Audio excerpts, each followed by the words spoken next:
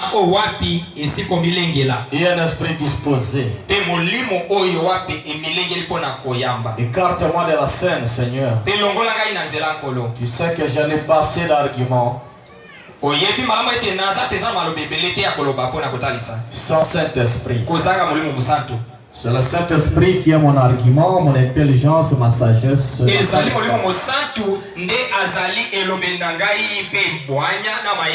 Et ma capacité, ma forteresse. Agis, Seigneur. Pendant que je vais lire de cette écriture, j'aimerais que tu puisses les lire, oh Dieu, avec moi. Que tu puisses prêcher avec moi. Accorde-le, Seigneur. Pardonne nos péchés. Pardonne nos iniquités. Surtout moi qui suis devant ton peuple. Un pécheur sauvé par la grâce. Père éternel, que le glorieux Saint-Esprit demeure en moi. J'ai besoin de remplissage pour parler de ta parole. Surtout sur ce petit thème, la responsabilité. Depuis le début de cette année 2026, j'aimerais que les gens aient la notion de la responsabilité.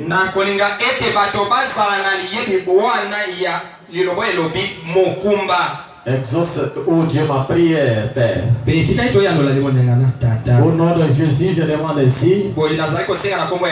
Amen. Nous lisons dans les livres de... Autrefois, nous avions lu quel livre là? Ézéchiel. Ok, c'était Ézéchiel. Je commence à partir du 16e chapitre, verset. C'est Ézéchiel 3. Je lis au nom du Seigneur Jésus-Christ. Au bout de 7 jours, la parole de l'Éternel me fit adresser en ce mot. Na boumeli ya mikolo sambo liloba ya nkolo Yesu elobaka na maloba oyo. Fils de l'homme, mwana moto, je t'établis comme un sentinelle sur la maison d'Israël. Na cheo lokola sizili na ndako ya Israela. Tu écouteras yoka la parole qui sortira de ma bouche. Liloba oyo ekobima na monoko na ngai. Et tu les avertiras de ma part. Pe yo okokebisa ngai ko utepa na ngai. Okokebisa bango oyo utepa na ngai. Quand je dirai aux méchants, qui mourra, tu ne l'avertis pas. Si tu ne l'avertis pas, si tu ne parles pas pour détourner le méchant de sa mauvaise voie, et pour lui sauver la vie, ce méchant mourra dans son iniquité, et je te redemanderai son sang. Mais si tu avertis le méchant et qu'il ne se détourne pas de sa méchanceté et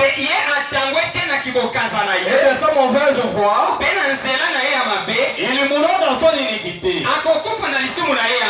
toi, tu sauveras ton âme. Si un juste se détourne de sa justice, il fait ce qui est mal, je mettrai un piège devant lui.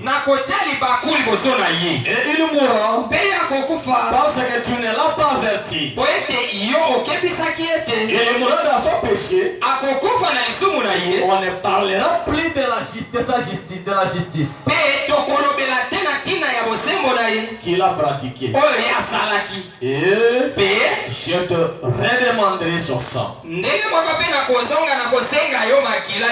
si tu avertis le juste de ne pas pécher, et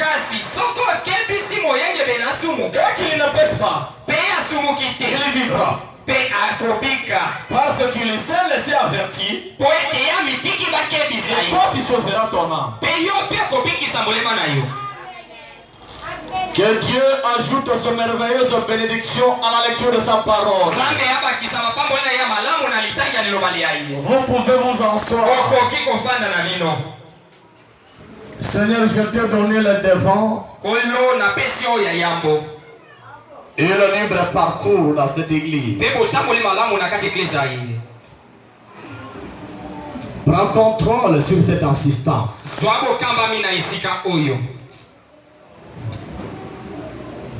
Puisse toucher le cœur de tes enfants. Et j'aimerais que la grande colonne de feu, la gloire de Shekinah, puisse nous envelopper.